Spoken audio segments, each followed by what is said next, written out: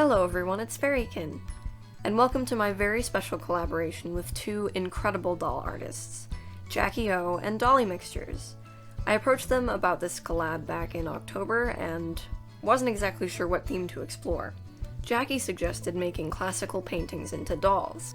Lee chose The Lady of Shalott by John William Waterhouse, which, fun fact, I actually have this painting in my house, and Jackie chose Daydream by Alphonse Mucha. What's my painting, you ask? Well, when I was going through the process of picking out a painting, I knew I wanted to choose a Van Gogh painting. Currently, I have an internship at the middle school here in my hometown in the art department, and at the time, we were studying Van Gogh in the 7th grade class. The assignment was to recreate a painting with oil pastels.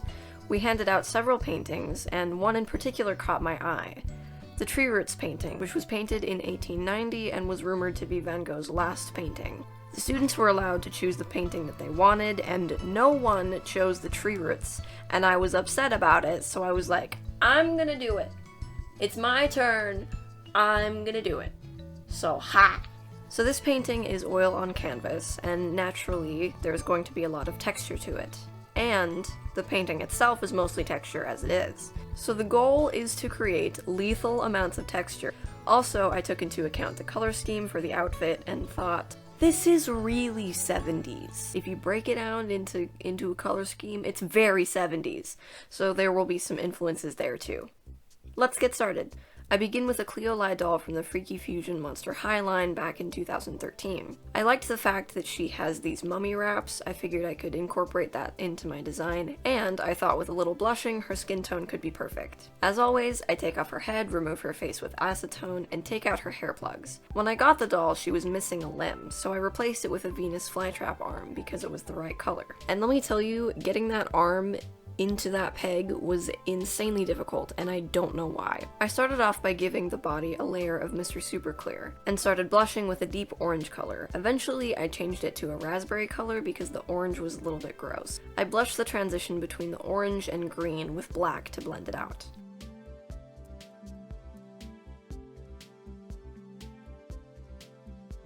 I color in the mummy wraps, hopefully the right shade of blue. I tried to stick to the color palette as closely as I could. I did the first layers with pencils and then eventually turned to acrylic paint.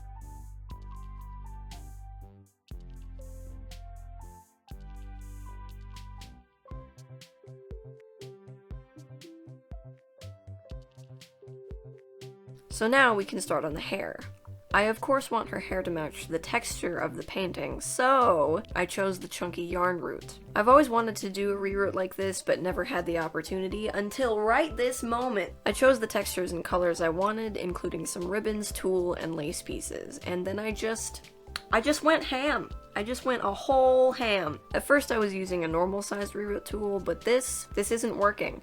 So I switched to a huge one, and this works a lot better. It still takes a lot of force to get the plugs in though, so I definitely gained a bicep or two doing this reroot.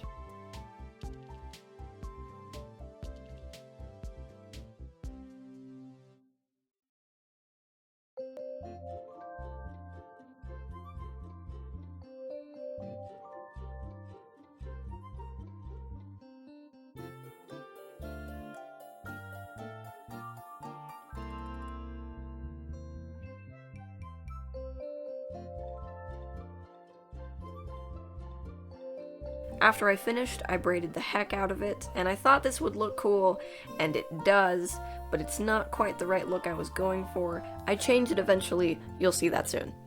Because the material is so thick, I had to cut down the neck peg before I attached the head. Because the material I used is so thick, I had to cut down the neck peg before I attached the head, because you can see the yarn through the neck hole. That's a lot, and I also chose not to glue it because I figured the fibers were so large they would probably hold themselves in place. To protect the yarn from spray sealant, I cover it in a sock. And because it's so thick, it just turns into a sausage. A big ol' sausage. I pin it in place, and now I can work on the face up and body. I add values to the wraps, highlights in grays, and lowlights in black. Parts of this chipped off and the orange shows through later, but that works really well actually. I tried blushing her face with a raspberry color, but I didn't like it. It was too human, I don't know. Now I'm marking the tree root texture with a black pencil. I did all of this freehand and on impulse. Whatever whim came by, I just kind of followed it with the face up. Initially with the eyes, I followed Cleoli's eye shape, but they were very much too big and cartoony, so I make them much smaller later. I blush her eyes with sunset colors and then mark in her eye shape.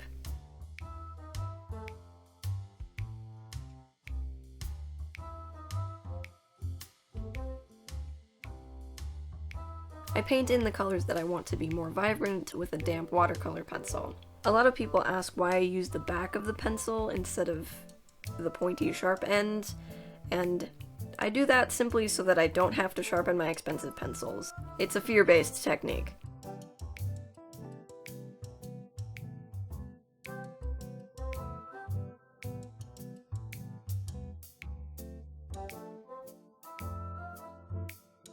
And of course, every time the color stops building, I add another layer of Mr. Super Clear.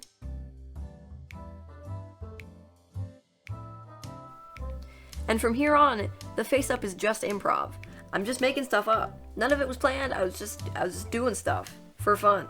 So while you watch, I thought I would read a few paragraphs from a book called Dear Theo, which is a collection of letters that Van Gogh wrote to his brother when he moved away. I'll list any important info about the face-up in the annotations on the screen while I read. This letter was written in 1888, shortly after his ear incident. My dear lad, I am so terribly distressed at your journey. I could have wished that you had have been spared that, for after all, no harm came to me, and there was no reason why you should be upset. What would I not have given for you to have seen Arliss when I was fine? I do beg of you, one thing only, not to worry, because that would cause me one worry too much. Set your mind at rest about my health. It will completely cure me to know that things are going well with you. I have read and reread your letter about meeting in the Bongers. We cannot alter what has happened, but tell the Bongers how much I regret having involuntarily caused a delay, and that your journey to Holland has not yet come off. I hope I have had simply an artist's freak, and then a lot of fever after very considerable loss of blood, as an artery has been severed. My appetite came back at once, my digestion is all right, and my blood revives from day to day, so that from day to day serenity returns to my brain. There was several days when I could not write, but that is past now. I have taken the first opportunity to write Gogh in a few past words, a few words of very deep and sincere friendship. I often thought of him in the hospital, even in the height of fever and comparative weakness. I have written a line to Mother and Will, with the intention of setting their minds at rest, in case you have said anything of mine being ill. I'm going to set to work again tomorrow. I shall begin on doing 1 or 2 still lives, so as to get back in the habit of painting, as soon as I feel myself fairly up to it. Physically I am well. The wound is healing, and a great loss of blood is getting made up for. I was very much afraid of sleeping alone in the house, and I have been fearing that I should not be able to sleep. But that is quite over. I dare to think that it will not reappear. The suffering from this, in the hospital, was frightful. I hope that was interesting. Every time I pick up that book to read it, it's absolutely fascinating and tragic at the same time. When he describes what's happening to him, we understand it now, but at the time, of course, there wasn't enough research or resource for someone like him. Continuing on with the doll, I'm very much not done with the face-up, but I couldn't stop thinking about her hair and how much I regretted the style. So I took it out and I cut it. I gave her more or less a mullet, but with that 70s feather cut on the sides. After I was happy with that, I go in with acrylic paint for the rest of the face-up.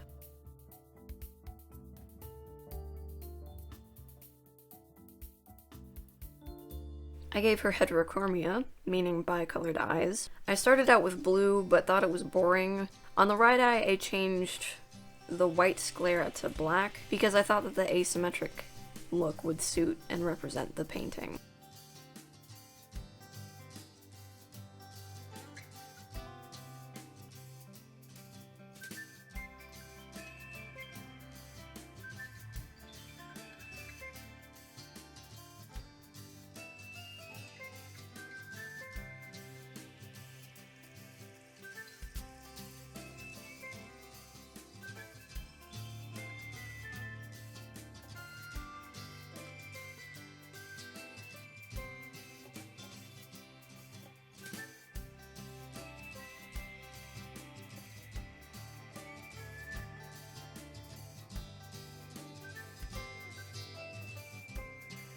I change the lips to a green color and bring out the other colors more with acrylic.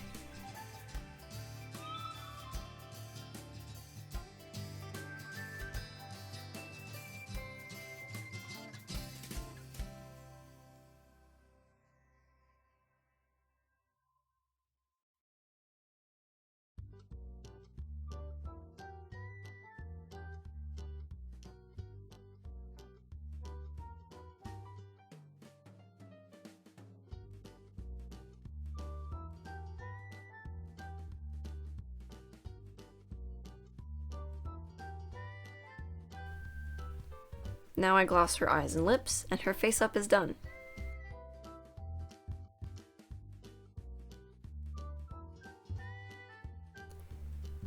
Now for her outfit. I'm making a 70s style dress, but with an A-line silhouette because it looks better on Monster High bodies. I drew out and cut pattern pieces out of a Chipotle receipt, because what else would you do, honestly? I sew the shoulder seams first, and then add the sleeves.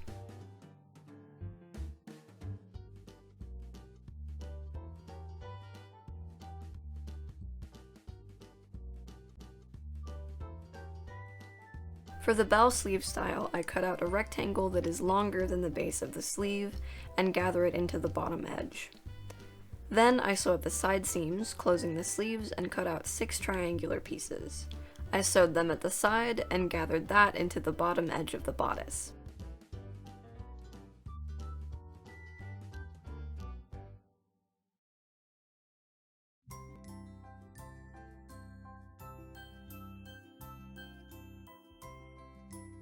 It looks like it fits perfectly. Now to add details. I went through all of my materials and found scraps in the right color scheme. These are all light satin materials, except for the orange. That one was just too pretty not to use. And also, I don't have any other fabric in this color, so it works out. The initial idea with this fabric was to cut it into strips, sandwich wire in between the strips, and wrap the articulated strips around her. But I'm honestly not sure where this idea came from, because when I wrapped it around her, I hated it.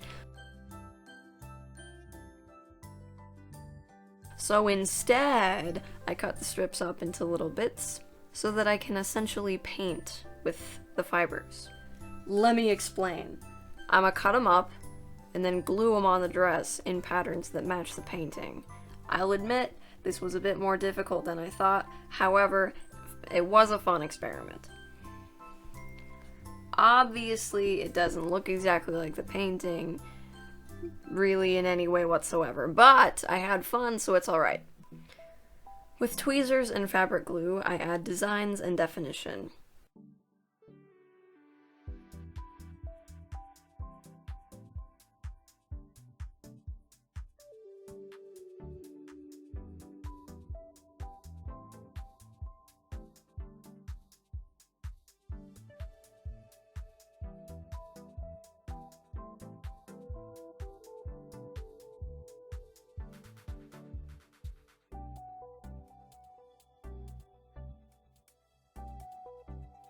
I considered using these shoes and painting them different, but I decided that I preferred her to be barefoot. With extra strips of fabric, I basically sewed a grass skirt and then tied it around her waist. Some of the strips were too long, so I trimmed them up.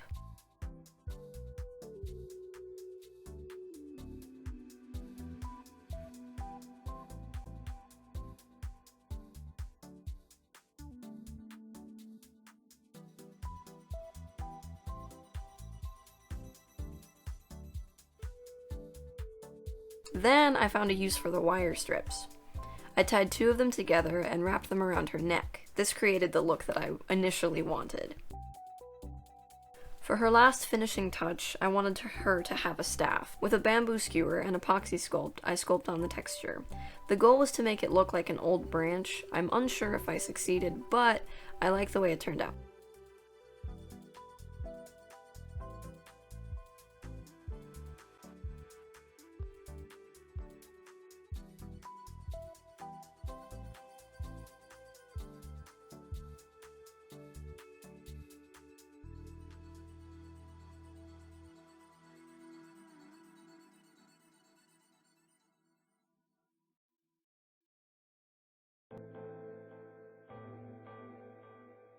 From here, I paint it in the color scheme of the painting. I went at it too hard at first and forgot to give it a base coat of brown, so I did that, and the rest was mostly dry brushing and a few spots of well-placed details.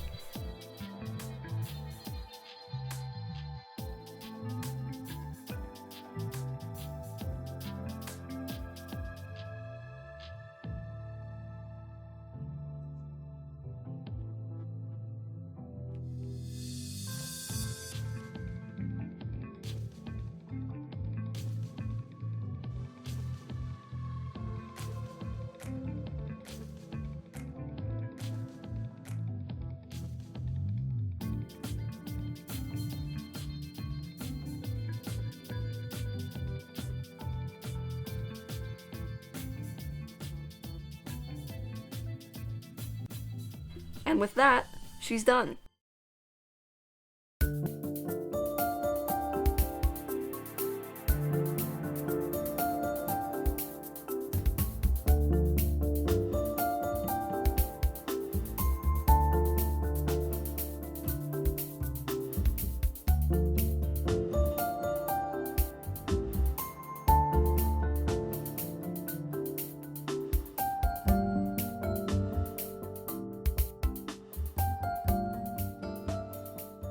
Not gonna lie, I feel like she kind of belongs with my fairy crowd. Maybe I'll give her wings eventually, but she's the right style. I don't know, what do you think? Do you think I recreated the painting in doll form? What's your opinion? And here are my partner's dolls. Be sure to check out their videos. The detail in both of them are incredible. I know Dolleemixtures had some difficulties, and that's really really unfortunate. That happens. I've done that thousands of times. Lee, I'm so sorry that this whole project was absolutely cursed for you. I know it's not my fault, but I feel really bad about it. Thank you both so much for collaborating with me. This has been an absolute dream. I love working with both of you. It's been so much fun to work with similar creative minds. Just a little reminder that if you are not ready to do something, you don't have to. You simply don't have to. Don't make yourself do things that you ain't ready for. Okay? Go drink some water. I know I've been forgetting to. Take a couple deep breaths. Thank you so much for joining me. Bye!